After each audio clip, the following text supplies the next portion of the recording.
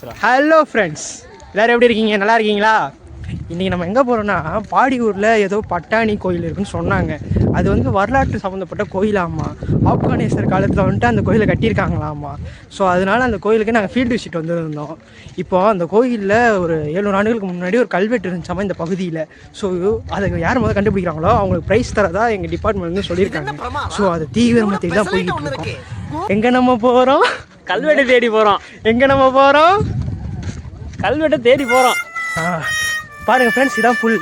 இந்த புல் எல்லாத்துக்கும் தெரியாதா? கால் வச்சு எதுவும் மாட்டிக்காதீங்க. எத்தனை பேர் போகிறாங்கன்னு கூட்டத்தை கம்மியா? எத்தனை பேர் போகிறாங்க பாருங்க. எத்தனை பேர் போகிறாங்கன்னு எனக்கு என்ன தெரியாது. ஏன்னா நான் கணக்கில் வீக்கு. உங்களுக்கு தெரிஞ்ச எண்ணி 2, 4, 6, 8ன்னு போட்டு எண்ணுங்க. முன்னாடி நீங்கள் நினைக்கலாம், ஏன் பசங்க முன்னாடி போகாமல் பொண்ணுங்க முன்னாடி போக விட்டுருக்கீங்கன்னு. எப்போவுமே பெண்களுக்கு முன்னுரிமை தரணும்னு நம்ம நாட்டில் சொல்லியிருக்காங்க. ஸோ அதனால தான் அவங்க முன்னாடி அமைச்சிருக்கோம். யாரும் தப்பாக எடுத்துக்காதீங்க. இந்த பக்கம் இருக்கிறது புதரு. அது எல்லாத்துக்கும் தெரியும். அந்த பக்கம் கம்மி. இது வந்து என்ன செடின்னு தெரியாது. இதையும் புதர்ன்னு நினச்சிக்கிங்க. அப்படியே வாங்க போவோம். அது பனைமரமியா? ஓ, இது பனைமரம். Sorry friends. ரைட்டு, மேலே இருக்கிறது போஸ்ட்டு கம்பி. பார்த்துக்கிங்களா?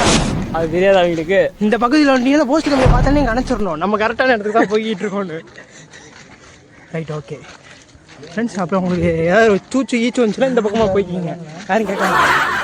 யூடியூப் போஸ்ட் பண்ணுற மாதிரி விடுறானே. ஃப்ரெண்ட்ஸ், அங்கே இடத்த கண்டுபிடிச்சிட்டாங்க கூட தெரியுது. ஆமாம் ஃப்ரெண்ட்ஸ், அந்த இடத்த கண்டுபிடிச்சிட்டாங்க போல இருக்கு. எல்லோரும் அங்கே போய் கும்பலாக நிற்கிறாங்க. வாங்க நம்ம வேகமாக போயிடுவோம். இந்த கூட்டத்தை தாண்டி போகிறது கொஞ்சம் கஷ்டம்தான். இருந்தாலும் போயிடலாம். முதுகு எடுக்க சொல்லுவோம். அந்த முதுகை காமிக்கிறாங்க, ஆனால் எடுக்கலை. வாங்க ஃப்ரெண்ட்ஸ், நாம போயிடுவோம். முதல்ல இறங்குறோம். பார்த்தீங்களா ஃப்ரெண்ட்ஸ்? இவருங்க ஃப்ரெண்ட்ஸ், இதுதான் எங்கள் HOD. ஃப்ரெண்ட்ஸ் கண்டுபிடிச்சிட்டோம். வாங்க ஃப்ரெண்ட்ஸ், கண்டுபிடிச்சிட்டோம் நினைக்கிறேன்.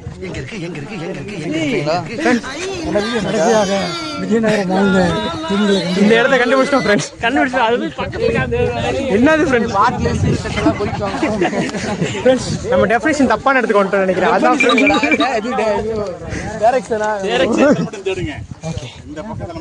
இந்த கல்லா ஃப்ரெண்ட்ஸ்? இந்த கல்ல இல்லை, எங்கள் வாத்தியார் நிற்கிறாரு பார்த்துங்க ஃப்ரெண்ட்ஸ். குதிரை காலு இந்த பக்கம் தான் சார் தேடணும். இந்த பக்கம் தான் தேடணும். இப்பதான் நம்ம வாழ்க்கையோட உண்மையான தேடலே ஆரம்பிக்குது.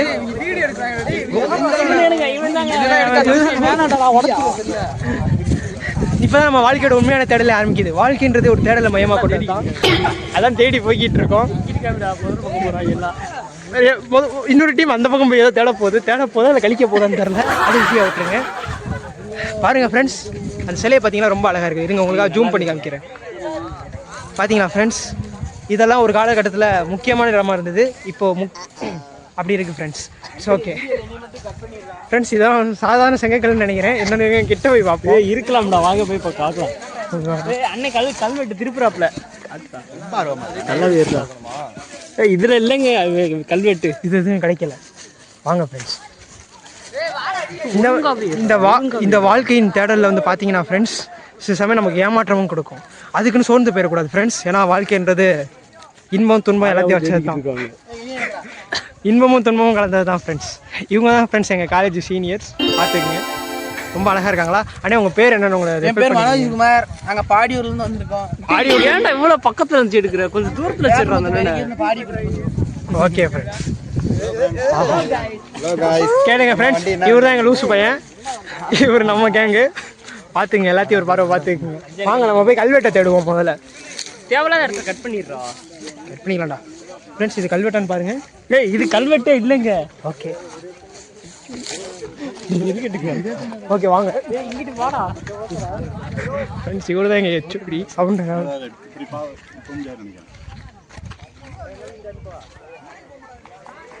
வாடா, அங்கிட்டு இருக்கான்னு பார்க்கலாம் ஃப்ரெண்ட்ஸ். இந்த பகுதி வந்து டிட்டன்ட்டுன்னு நினைக்கிறேன். எங்கள் அண்ணன் போயிட்டு ரிட்டர்ன் ஆகிறாப்புல. வணக்கம். வாங்க ஃப்ரெண்ட்ஸ், நம்ம ரிட்டர்ன் ஆகும் ஃப்ரெண்ட்ஸ். அதான் ஃப்ரெண்ட்ஸ், நான் அதெல்லாம் வேணாம் ஃப்ரெண்ட்ஸ். அந்த பக்கம் போகிறதெல்லாம் வேணாம் ஃப்ரெண்ட்ஸ். அந்த பக்கம் போக இருக்குது. ஆமாம் ஃப்ரெண்ட்ஸ், அந்த பக்கம் நம்மளோட டைவர்ஷன் ஃப்ரெண்ட்ஸ். அது அந்த சைடு நம்ம டைவர்ஷன். ஓ சாரி பாங்க தேவோட அந்த பக்கம் திருப்புங்க. ஏதாவது பேசுறீங்களா? பேசுங்க. கல்ல கண்டுபிடிச்சிங்களா? காமெடி குரு யூடியூப் சேனல். ஓகே, அப்படியே எங்கள் சேனல் சப்ஸ்கிரைப் பண்ணிக்க சொல்லுங்கள். காமெடி குரு ஜஸ்ட் ஃபன் ஃப்ரெண்ட்ஸ். எல்லாருக்கும் நாங்கள் ஃபேமஸ் தான். இங்கே இருக்க மாட்டேங்க இருந்தாலும் வா கேட்போம். எவ்வளோ நாள் இந்த ஏரியா கூட கேட்பாவா? பாட்டி இங்கே எங்கிட்ட கல்வெட்டு இருக்கு. ஆமாம் பாட்டி, கல்வெட்டில் ஏதாச்சும் எழுதியிருப்பாங்கல்ல. இல்லை இங்கே இல்லை இங்கே தனியாக இருக்குன்னு சொன்னாங்க. அது எங்கே இருக்கு? இருக்குன்னா அங்க அந்த பாறைக்கு போகணும். அந்த பாரிக்காப்பட்டி. அந்த ரோட்டோட போய் ஆலமரம் இருக்கு பார்த்தீங்களா? ஆமாம் பாட்டி. அந்த இடத்துல ரோட்டு மேலே இருக்கு அந்த பாறை. அதுக்குள்ளதான் இருக்கு, எழுத்துக்கூறா இருக்கு. அதுல வேணா எடுத்துக்கலாம். ரொம்ப நன்றிங்க பாட்டி. பாட்டி நமக்கு ரொம்ப நன்றிங்க பாட்டி. நமக்கு பாட்டி வந்து ஒரு டெஃபினேஷன் கொடுத்துருக்காப்புல. அதை வச்சு நம்ம இப்போ போகிறோம் ஃப்ரெண்ட்ஸ். இப்போ மறுபடியும் விட்ட இடத்துல வந்து தொட்டு ஏறுறோம். நம்ம வாழ்க்கையில் ஏறல் இறங்கல்ங்கிறது ரொம்ப நல்லது. இவர் அப்பப்போ இவர் வேறு வராடுறான் அட்டா.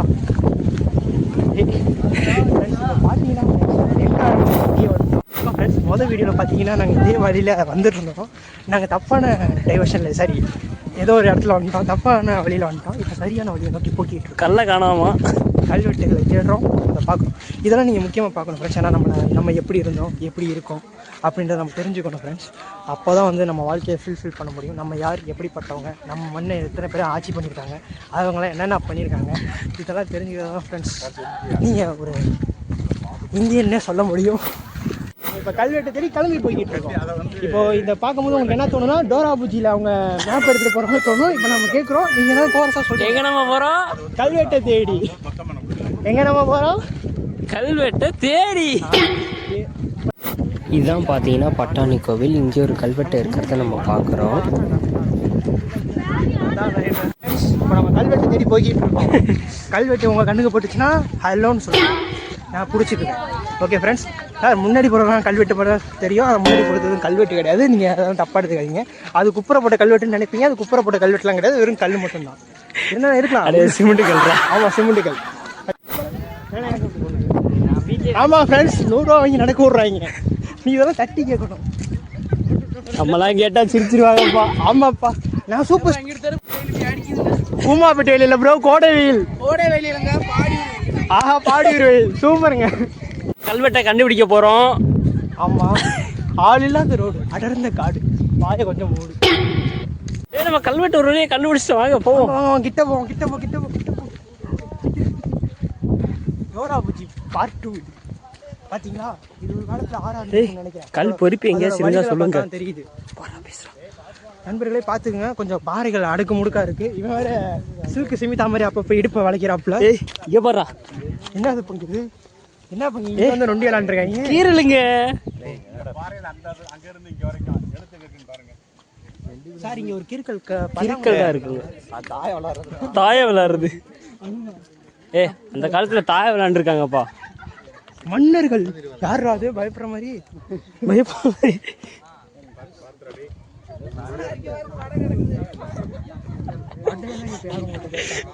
ஆன்ல இருக்க வீடியோ அப்ப நல்லா பண்றான்.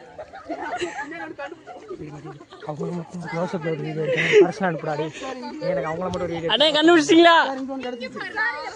போ அங்க போய் பாரு. எல்லாத்தையும் தான் அது சவுண்ட் மாட்டிக்காது போறோம். நண்பர்களே, நம்ம கல்வெட்டை தேடி இங்க பாடியூருக்கு வந்தோம். ஆனா வந்த இடத்துல கல்வெட்டுல எது எழுத்து இருக்கான்னு பார்க்கலான்னு வந்தா இங்க தாயம் மட்டும் தான் விளாண்டுருக்காங்க. கொஞ்சம் க்ளோஸ்அப் வந்து காமிங்க பாலகுரு, காமிங்க. அடா ஆமாங்க, தாயம் விளாண்டுருக்காங்க. இது நீங்க சங்க காலத்துல விளாண்டுருக்காங்கன்னு நினைக்கிறீங்க, இந்த பர்டிகுலர் காலத்துல விளாண்டுருக்காங்க. வாங்க இப்ப நம்ம எழுத்து தேடி போவோம், வாங்க. ஒரு வழியாக பார்த்தீங்கன்னா நம்ம இந்த கல்வெட்டை கண்டுபிடிச்சிட்டோம்.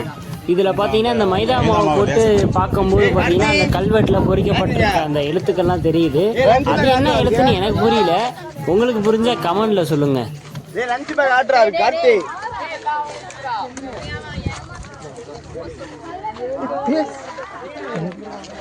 அங்க வர்றா, அங்க பாருங்க ஃப்ரெண்ட்ஸ், கல்வெட்டில் ஏதோ எழுதியிருக்காங்க. ஆனால் என்ன எழுதியிருக்காங்க எனக்கு தெரியாது. தெரிஞ்சால் உங்களுக்கு நாங்கள் கரெக்டாக சொல்லிடுவோம். இப்போது அது என்ன எழுதியிருக்காங்க கண்டுபிடிக்கிற வேலை நாங்கள் இப்போ ஈடுபட்டுருக்கோம். தெரிஞ்சோடனே உங்களுக்கு அதை நாங்கள் வீடியோ காமிக்கிறோம்.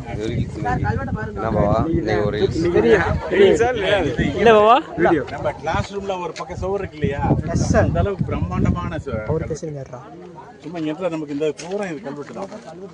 வந்து குப்பை மாதிரி போட்டு வச்சிருக்காங்க. கொஞ்சம் பவுடரை கையில் எடுத்து இந்த இடம் பூரா தேய்ச்சி விடுங்க, எடுத்து படிச்சிருக்கு.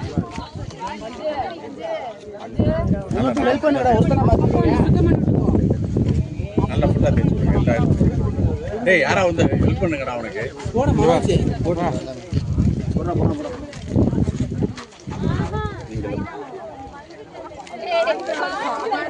ஆமா வட போறோம். நல்லா போதும். இனிமேல் இதை போட வேணா கீழே வரைக்கும் அதை எல்லாத்தையும் கொண்டு வந்துருங்க. அங்கே இன்னும் ஒன்றும் வரல பேசுறது. இப்போ வரங்க, ஏதாச்சும் வரும்போது வரட்டுங்க. நல்லா அங்கே மேலே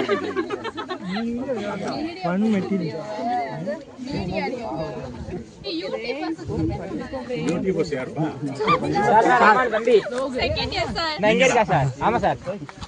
இது அப்படியே ஒரு காமெடியா இருக்கு. அவங்க கூமாப்பட்டி மட்டும் தான் சார் போடுவாங்க.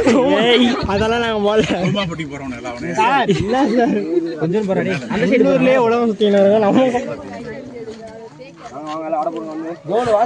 நல்லா வந்துட்டு ஊதி விட்டுருங்க. நல்லா தேய்ச்சி விட்டுட்டு ஜூம் பண்றா அந்த சைடு தேய்டா கோதுமை என்ன எங்கெல்லாம் எழுதிருக்கு அதெல்லாம் தேய்ச்சி விடுங்க. அடி தேய்டா உட்கார்ந்து போதும் இனிமே போடாத. மாவு போடாது. போதும்டா தண்ணி ஊத்து பத்தாதா? அவனு போய் இட்லி கூட சுத்து இட்லி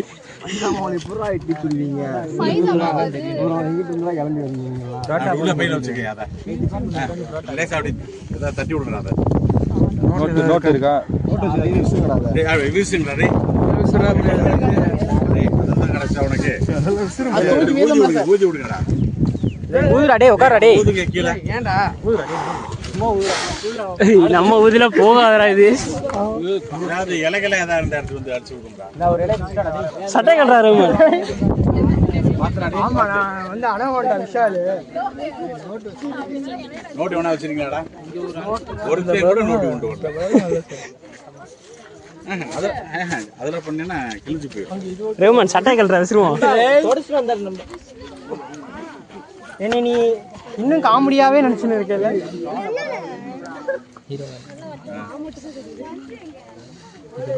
தமிழியா உட்காந்து பண்ணுங்கடா. பண்ணுங்க தேய்ங்க. உட்கார உட்கார போடா உட்காந்து ஊதுடா. போதுண்ணா இருறாமா இருக்கிறாமா.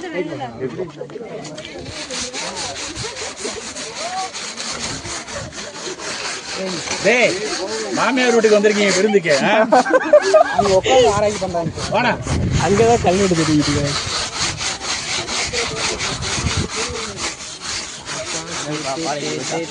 ஆமாப்பா எழுத்துக்கள் தலாகிட்டு இருக்கோம். என்னடா இருக்கு? எழுத்துக்களை தலாகிட்டு இருக்கோம்னே. என்னன்னே தெரியாம இருக்காடா சும்மா உள்ள விடா.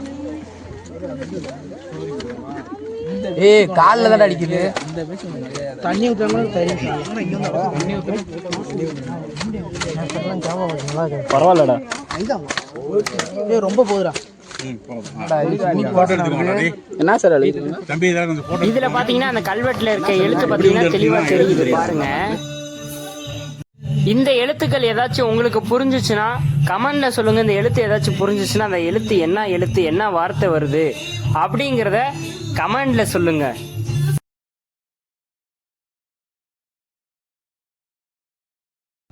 இங்க பாத்தீங்கன்னா இங்க ஒரு தூண் கல்வெட்டு இருக்கு. வாங்க இதையும் பார்ப்போம். இதுலயும் எழுத்துக்கள்லாம் தெரியுதா இல்லையா அப்படிங்கிறத நம்ம பார்ப்போம். இதுலயும் மைதா மாவெல்லாம் போட்டு தடவி பார்ப்போம். அந்த எழுத்துக்கள் எவ்வளோக்கா தெளிவா தெரியுது அப்படின்னு பார்க்கலாம். சில எழுத்துக்கள்லாம் அழிஞ்சு போயிருக்கிறதா சொல்றாங்க. வீடியோ எடுத்து சுத்தி போலாமனே. எங்க போற? இங்க ஒண்ணு இல்லைங்க. வா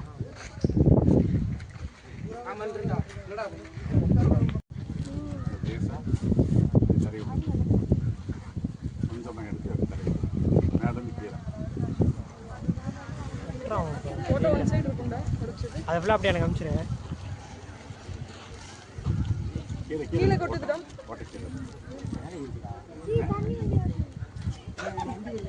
தண்ணி வண்டி வருது, கொஞ்சம் தண்ணி ஊத்தணும்.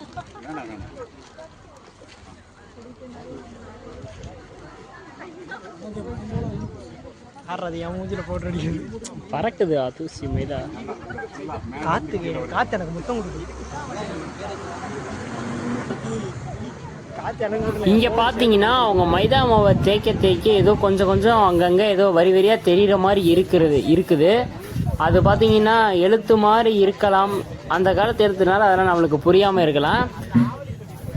லாஸ்ட்ல பார்ப்போம் ஃபுல்லா தேய்ச்சி முடிச்ச முன்னாடி எழுத்து எவ்வளோக்கா தெளிவா தெரியுதுன்னு. ரொம்ப பத்திரமா பாதுகாத்துக்கிறியா உங்களை? அங்க வேணா பாரு, அங்க பாரு. எல்லாம் சீக்காளியும் நோயாளியும் நோஞ்சான எல்லாமே அவங்க சேர்ந்துருக்கானுங்க. ஏய் வாடா நம்ம கவர் பண்றோம். மேலே மேலே இல்லை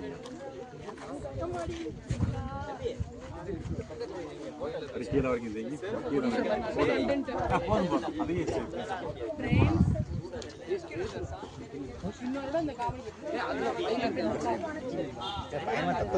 வீடியோ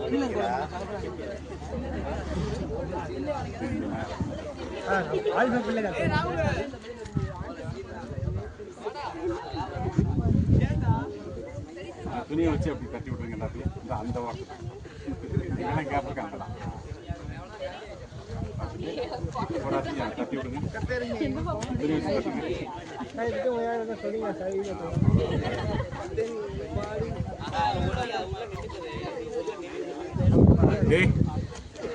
இங்க பாருங்க, ஏதோ ஒரு சில எழுத்துக்கள்லாம் தெரியற மாதிரி இருக்கு. ஆனா அந்த எழுத்து ஒன்னும் புரியல. நல்லா க்ளோஸ் அப்ல வந்து எடுங்க.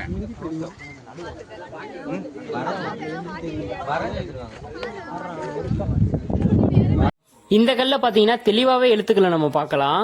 அந்த கோட்டையாமா இந்த காலத்துல பாத்தீங்களா கோயிலா இருக்கு. போன கட்டம் கோட்டை என்ன பாலைவனத்துல சுத்திட்டு வந்த தண்ணியை பார்த்து ஓடுறபடி ஓடுறாங்க. பாத்தீங்கன்னா தரமட்டமா இருக்குல்ல, இந்த இடம் தான் அந்த கோட்டை இருந்த இடமா. நானும் என் ராணி ஆண்டுகிட்டு இருந்தோம். இலை பாண்டிருக்காங்கப்பா, இப்ப இல்ல. அப்பதான் நாங்க 2 பேரும் ஆண்டுகிட்டு இருந்தோம். சரி சரி, ஜாலியா இருந்துச்சு. நம்ம இப்ப பார்த்ததே கோட்டையா? ஆமா மாப்பிள்ள, கோட்டையோட பின்வாசல். பின்வாசல் இதுதான் அந்த கோட்டையோட பின்வாசலா? ஆமா மாப்பிள்ள, படை அந்தபுரம் சொல்லுவாங்கல்ல, இது அந்தபுரமா இருக்கு. அந்தபுரமா அந்த காலத்துல இருந்திருக்கு. ஆமா, அந்தபுரமா அந்த காலத்துல இருந்திருக்கு. இது இப்ப இந்த புறம் வந்துட்டு ஃபிளாட் ஆயிடுச்சு. வரணும்ல ஃபிளாட். ஆமா ஃபிளாட். பாத்துங்க மாப்பிள்ள, இதுதான் வந்துட்டு. இங்க பாருங்க நண்பர்களே, இந்த பிக்சர்ல இருக்கிறதா இங்க இருந்த கோட்டைன்னு சொல்றாங்க. இந்த பிக்சர் ஏற்கனவே முன்னாடி இருந்தது, அதனால இந்த பிக்சரை கலெக்ட் பண்ணி நாங்க உங்களுக்கு காமிக்கிறோம். இந்த பிக்சர்ல பாருங்க, இந்த பிக்சர்ல இருந்த கோட்டை தான் இங்க இருந்திருக்கு முன்னாடி காலத்துல. மனிதனுக்கு தேவையோ நற்குணம். நம்ம வந்திருக்கிற இடமா பாலைவனம். மார்க்கெட்ல அதிக ரேட்ல போய்கிட்டு இருக்கு மொச்சை, அங்கங்க தெரியுது பச்சை. இதுவா பச்சை? ஆமா, முன்னேற தேவை தில்லு. அங்க பாருங்க பெரிய கல்லு. மாட்டுக்கு காளை மாட்டுக்கு இருக்கும் திமிழு. அங்க பாருங்க கோயில்.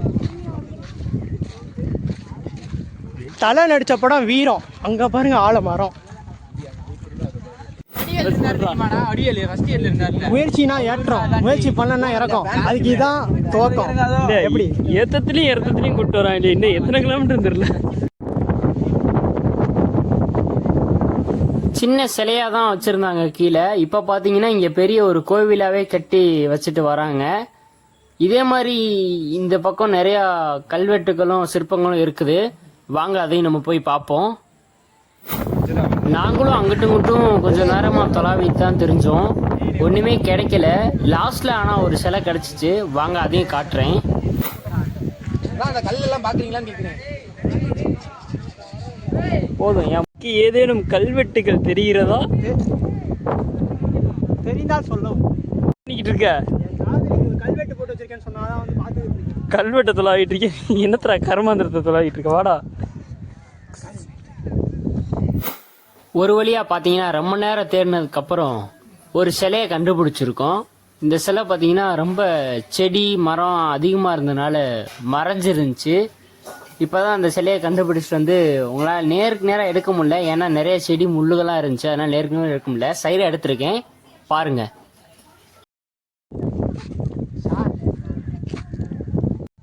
சார் என்ன சார் கிடைச்சிருச்சா? வாங்க போய் பார்க்கலாம். எங்க என்னங்க இருக்கு? பாறையில ஓட்டையா? எங்க எங்க பாறையில ஓட்ட இருக்காமியா? எங்க பாறையில ஓட்ட கல்லுல ஓட்ட ஓட்டையா இருக்கு சார்.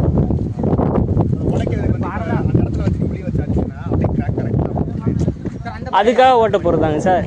அதுவா?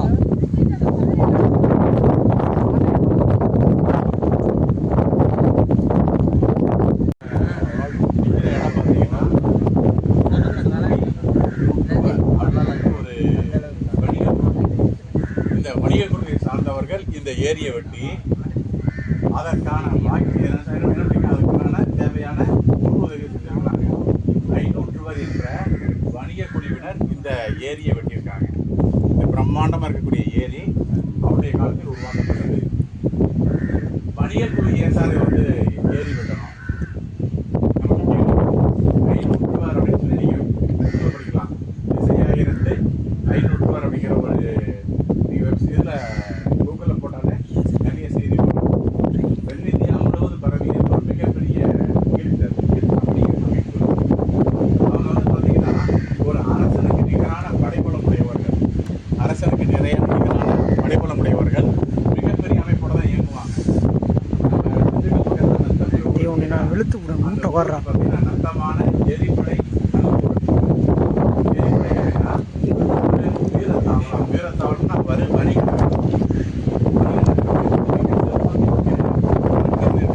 கோட்டை கட்டி இருந்திருப்பாங்க.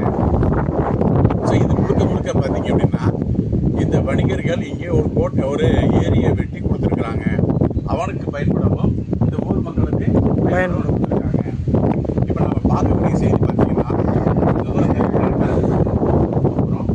அங்கே ஒரு நடைகள் இருக்கு, 2 கல்வெட்டு இருக்கு, மிக பழமையான கல்வெட்டு. அதுக்கடுத்து நம்ம போய் பார்க்கணும் பெரும்புள்ளிங்கிற ஊர், பெரும்புள்ளி அப்படிங்கிற இன்றைய ஊர். ஆனால் ஒரு 1200 வருஷத்துக்கு முன்னாடி, 1200 ஆண்டுகளுக்கு முன்னாடி இந்த ஊருடைய பெயர்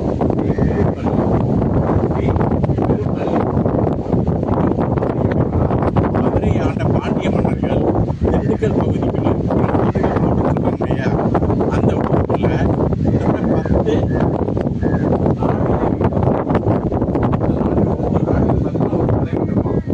இந்த நாடு பள்ளி நாடு. ஸ்ரீ பெரும்பள்ளி பெரும்பள்ளியினுடைய பகுதி வந்து பெரும்பள்ளி நாடு. அதனுடைய தலைவன் வேளாண். வேளாண் அப்படின்னா 2 சொல்லிக்கணும். வேளாண்னா தலைவன் இருக்கும்.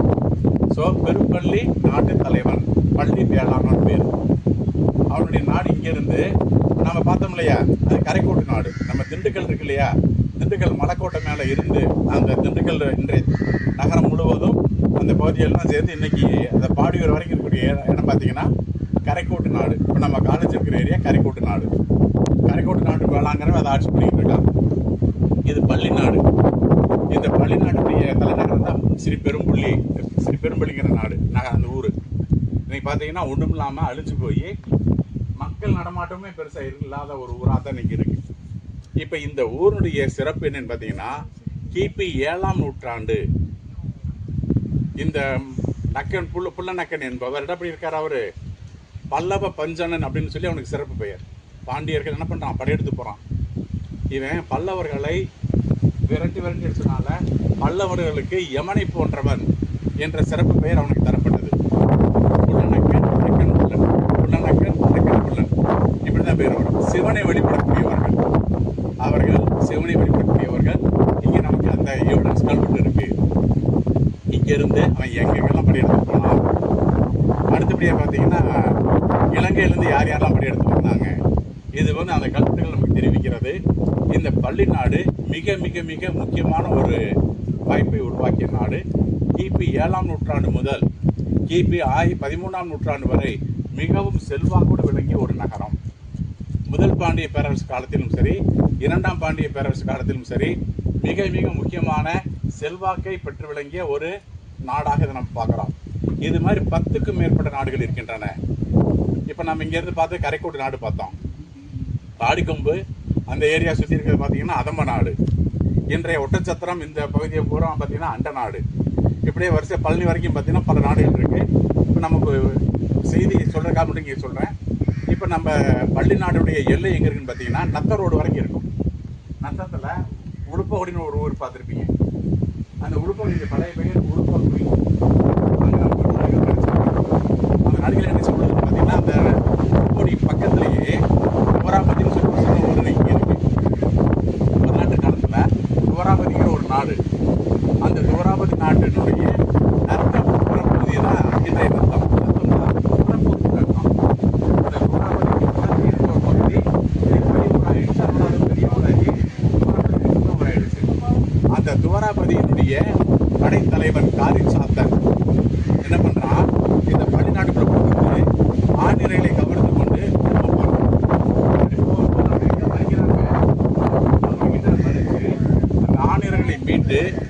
பள்ளி வேளாசரியன் அப்படிங்கிறது இறந்துட்டான். இறந்த உடனே அவனுக்கு அங்கே என்ன பண்ணிக்காங்க, ஒரு நடுகள் வெட்டி இருக்காங்க. அதில் என்ன இருக்காங்க, ஸ்ரீ ரணசிங்கம். ரணசிங்கம் அப்படிங்கிறவன் அந்த ஜோராபதியினுடைய படை வேளாண். அவனுடைய படை தலைவன் பாரிசாத்தன் நிறை கொள்ள என்ன பண்றான், உடும்பகுடி சென்று நிறை கொள்கிறான். உடும்பகுடியில் வந்து என்ன பண்றான், ஆணிரை மீட்டு பட்டான் பள்ளி வேளாசரிகன் அப்படின்னு சொல்லி அந்த நடிகள் சொல்லுது. ஸோ இப்போ நாடுகள் கிட்டத்தட்ட நம்ம திண்டுக்கல் மாவட்ட பகுதியில் மட்டுமே 10 நாடுகள் இருக்கின்றன. ஒவ்வொரு நாட்டுக்கும் தலைவனாக வேளாண், பள்ளி வேளாண், அண்ட வேளாண், கரைக்கோட்டு நாட்டு வேளாண், சூராபதி வேளாண், இப்படி என்ன பண்ணா நம்ம வேளாண் வேளாண் சொல்லி அவங்க பண்ணாங்க. இவன் இந்த சுதந்திரமாக ஆட்சி பண்ணுறான், சுதந்திரமாக ஆட்சி பண்ணுறான், அரசுக்கு திரை கொடுத்துட்றான், படை கொடுத்துட்றான். இப்போ அவன் நாட்டுக்குள்ளே இருக்கிறப்ப அவன் என்ன பண்ணுறான், பக்கத்து நாட்டோட சண்டை போடுறான், ஆடு மாடு போய் பிடிச்சிட்டு வந்துடுறான். இப்போ உடம்புகுடி மாதிரி இங்கே நம்ம புளிய மரத்துக்கோட்டையில் வந்து ஒரு கல்வெட்டு கிடச்சிச்சு. அவன் என்ன பண்ணுறான், அண்ட வேளாண் வந்து என்ன பண்ணுறான், இங்கே வந்து ஆடு மாடை பிடிச்சிட்டு போனான். ஸ்ரீ கோட்மன் என்பவனும் பள்ளி வேளாண் என்பவனும் என்ன பண்ணுறான், இதை மீட்டு போட்டு அங்கே சுற்றி போயிடுறாங்க. அந்த நடிகர்கள் அங்கே இருக்கு. ஸோ இப்போ இந்த நடிகர்கள் பூரா பார்த்தீங்க அப்படின்னா இப்போ நமக்கு இவருடைய வந்து தமிழகத்தினுடைய மிகவும் தொன்மையான மூத்த குடிகள் அப்படிங்கிற நமக்கு எடுத்துக்காட்டுது. ஸோ இந்த பள்ளி வேளாண்களுடைய தலைநகரமாக இருந்த பெருமைக்குரிய இடம் தான் இப்போ நம்ம பார்க்கக்கூடிய பெரும்புள்ளி என்ற ஊர். அதுக்கு முன்னாடி இந்த கரட்டுப்பட்டிங்கிற ஊர் நல்ல மொட்டை வெயிலில் வந்திருக்கோம். அந்த இடத்துல போய் பார்த்தீங்கன்னா இந்த வச்சுருக்கேன், ஒரு நடுகள் ரெண்டாக உடைச்சிருக்கும். மேலே ஒரு கல்வெட்டு இருக்கும். அங்கே பூரா போய் பார்த்தீங்க அப்படின்னா ஆங்காங்கே செக்கு இருக்கும், உரல் இருக்கும். நிறைய இடத்துல கீழே குடிச்சு பார்த்தீங்கன்னா இரும்பை உருக்கி அந்த இரும்பு கசடுகள் அந்த இடம் பூரா கிடக்கும். ஸோ இங்கே மிகப்பெரிய இரும்பு எஃகு தொழிற்சாலை இருந்திருக்கிறது. தேவையான ஆயுதங்களை எல்லாம் இவர் செய்திருக்கிறார்கள். மிக முக்கியமான வணிக கேந்திரமாக இருந்திருக்கிறது என்பதை நம்ம இங்கே பார்க்க முடியும். ஸோ இப்போ இந்த பள்ளிநாடு என்ன பண்ணுது, இந்த வணிகர்களுக்கு ஆதரவாக இருக்கிறது. என்ன காரணம், வணிகர்கள் வரி கொடுக்குறான். இந்த பள்ளிநாட்டில் இருக்கக்கூடிய சிவன் கோயில்கள் என்ன பண்ணுறாங்க, ஒவ்வொரு மூட்டைக்கும் எவ்வளோ காசு கொடுக்குறன்னு சொல்லி அவன் ஃபிக்ஸ் பண்ணி என்ன பண்ணுறான், அந்த பணத்தை கொடுக்குறான். அதன் காரணமாக அந்த கோயில் என்னவாக இருக்குது, பல நூற்றாண்டுகளாக இருப்பதற்கான பெரும் செல்வம் அடைந்ததாக அந்த கோயில் இருக்கு. அந்த கல்வெட்டு இப்போ நம்ம காந்தி மியூசியத்தில் வச்சுருக்காங்க. காந்தி மியூசியத்தில் அந்த கல்வெட்டு இப்போ அங்கே இருக்கு. ஸோ இந்த காலத்தில் வணிக அமைப்புகள் மூலமாகவும் கோயில்கள் மூலமாகவும் நம்முடைய பொருளாதாரம் மேம்படுத்தப்பட்டிருக்கிறது. அது மட்டுமல்ல, இந்த பகுதியில் முதல் பாண்டிய பேரரசு, இரண்டாம் பாண்டிய பேரரசு காலத்தில் இந்த பகுதி முழுமையாக நாடுகள் என்று சொல்லப்படக்கூடிய பிரிவுகள் கீழ் இருந்தது. பாண்டிய நாட்டில் மொத்தமும் 99 நாடுகளுக்கு மேலே இருந்தது. அதில் திண்டுக்கல் பகுதியில் மட்டுமே 10 நாடுகள் இருந்ததை நம்ம பார்க்கின்றோம். ஸோ அந்த வகையில் பார்க்குறப்ப இது மிக மிக முக்கியமான ஒரு பகுதியாக இருக்க காரணம், இது எல்லைப்புற பகுதி. இந்த பக்கம் சோழர்கள் இருக்கிறார்கள், இந்த பக்கம் கரூர் பக்கம் போயிட்டோம்னா சேரர்கள். ஸோ சேரர்கள் சோழர்கள் ரெண்டு பக்கமும் இருந்து தாக்குதல் வரும். அப்படிங்கிறதுனால இந்த பகுதிக்கு என்ன பண்ணுறாங்க, அதீத சுதந்திரம் கொடுத்துருக்குறாங்க. அவன் சுதந்திரமாக என்ன பண்ணுறான், படை நடத்தவும் எல்லாம் பண்ணியிருக்கான். ஸோ இந்த ஏரியா பல நூற்றாண்டுகளாக வலிமை மிக்க சிறப்பு மிக்க அமைப்பு நாடாக இருந்திருக்கிறாங்க இருக்கு. இங்கே இருக்கக்கூடிய இந்த கல்வெட்டை பார்த்தீங்கன்னா தெரியும், வராகியினுடைய உருவம் இருக்கு, சப்தா கடிகள் உருவம் இங்கே இருந்தது.